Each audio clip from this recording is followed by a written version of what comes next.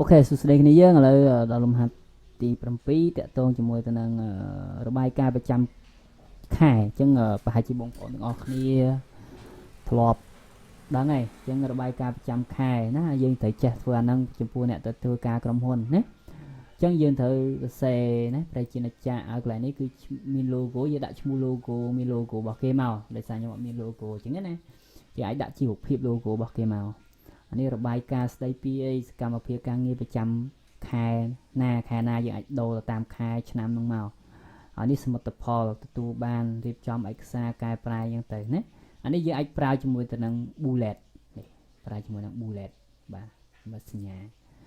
តែពេលនៅត្រង់នេះគឺយើងអាចប្រើជាមួយនឹង tab ឬក៏យើងប្រើជាមួយទៅនឹង text box មកគូក៏បានដែរណាកន្លែងនេះបាទកន្លែងនេះគឺយើងអានេះខ្ញុំវាយស្មើតែម្ដងមកថាយើងប្រើជាមួយនឹង tab shop តែម្ដងអ្វីដែលសំខាន់ខ្ញុំចង់ឲ្យពួកយើងអាចធ្វើខុសពីខ្ញុំក៏បានដែរដែលយើងប្រើជាមួយនឹង text box នេះយកមកគូណាប្រើមួយ text box នេះយកមកគូមកហើយយើងសេអក្សរក្នុងហ្នឹងមកណាអូខេហើយខាងក្រោមនេះគឺយើងត្រូវធ្វើការបង្កើតតារាងមួយជាកន្លែងនេះគឺយើងកំណត់ tab ណាកំណត់ tab ឃើញមាន tab ទេបើឲ្យស្មើគ្នាចឹងមកហើយក្នុងនេះគឺយើងធ្វើការបង្កើតតារាងមួយដែលជាលក្ខណៈតារាងនៃការបរិច្ឆេទព្រោះថាខែមករា